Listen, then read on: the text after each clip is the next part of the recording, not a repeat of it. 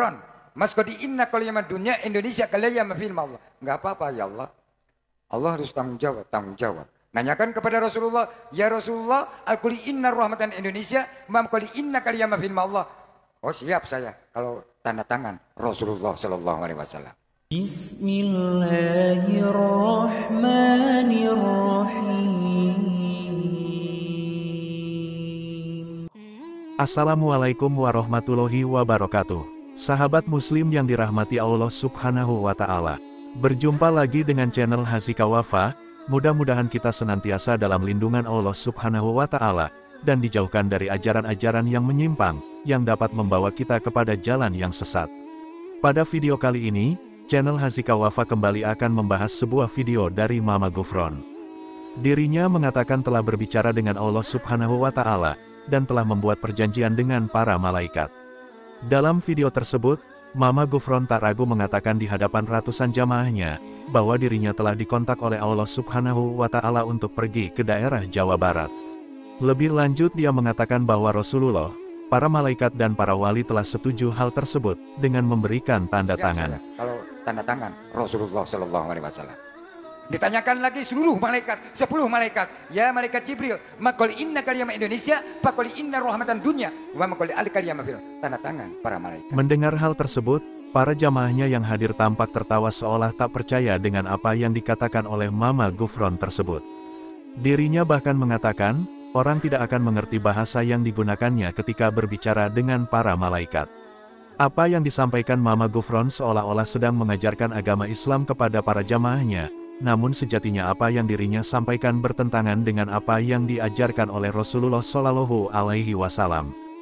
Bagaimana mungkin seorang manusia biasa bisa mengendalikan para malaikat, bahkan berbicara langsung dengan Allah subhanahu wa ta'ala? Mama Gufron mengatakan bisa berbicara dengan para malaikat dan jin, dengan menggunakan bahasa Suryani. Padahal para ulama telah mengatakan bahwa apa yang digunakan Mama Gufron bukanlah bahasa Suryani.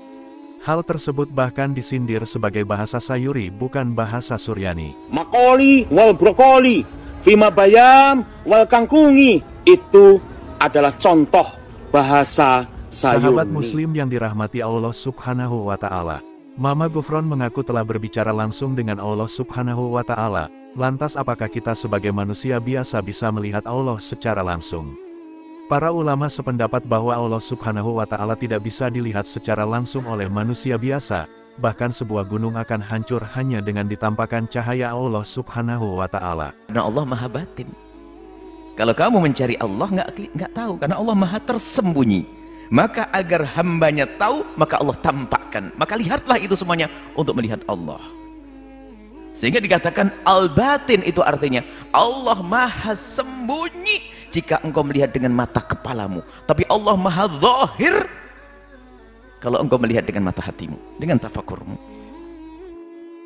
Allah tak bisa ditengok. La tudrikuhul absaru. La tudrikuhul absaru. Allah tak bisa ditengok dengan mata. Wa huwa yudrikul absara. Allah yang menengok kita. Adakah Nabi yang ingin menengok Allah? Ada. Siapa dia? Musa. Ya Allah, tunjukkanlah aku macam mana bentukmu. Kata Allah, kalau kau mau, unzur ilal jabal.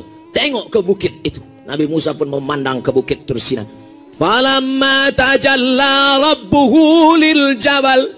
Ketika Allah menunjukkan cahayanya di Jabal Bukit Tursina, apa yang terjadi? Fakharra Musa sa'iqa. Begitu dia melihat bukit itu, langsung Nabi Musa pingsan, jatuh dan tumbang. Ketika sadar Nabi Musa dari pingsannya, apa kata Nabi Musa? Tubtu, taubat ya aku ya Allah. Taubat ya Allah, tidak akan ingin lagi. Kita ini selama hidup tak pernah menatap Allah. Hanya yakin iman, tapi tak pernah nampak dalam pandangan kita. Maka mustahil ada orang beriman yang tidak merindukan Allah. Mustahil. Semakin kuat iman kita, semakin merindu kita berjumpa dengan Allah. Makanya abangda kita, sahabat kita, ustaz kita, Allah yarham Ustaz Arifin Ilham. 2 hari sebelum wafat, saya ada perasaan ingin terbang ke Penang, ingin jumpa. Qadar Allah, kemudian pesawatnya begitu padat, tak mendapatkan tiket yang diharap.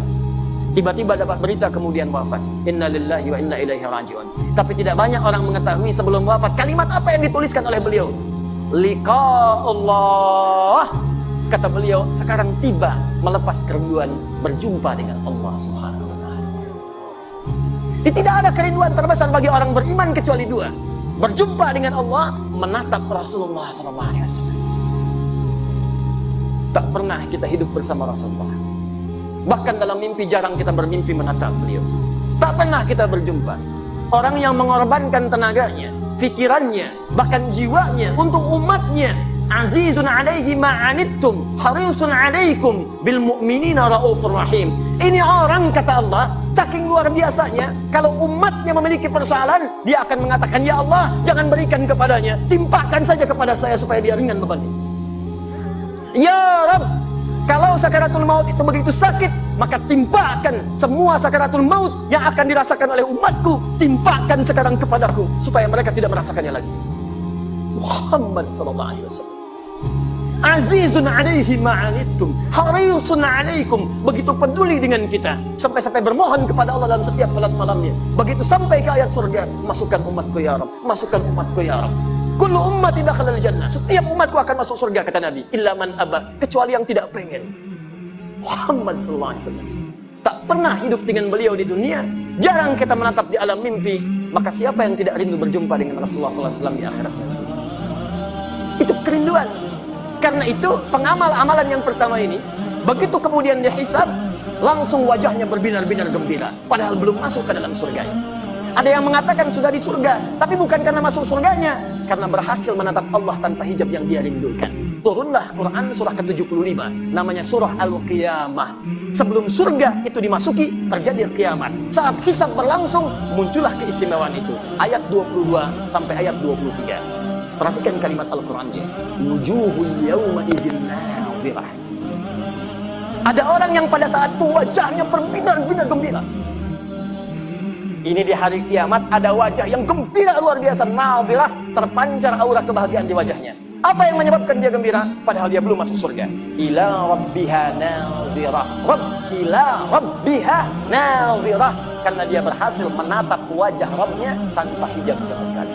Semoga video ini bermanfaat bagi kita semua dan menambah tingkat keimanan kita kepada Allah Subhanahu wa Ta'ala. Wassalamualaikum warahmatullahi wabarakatuh.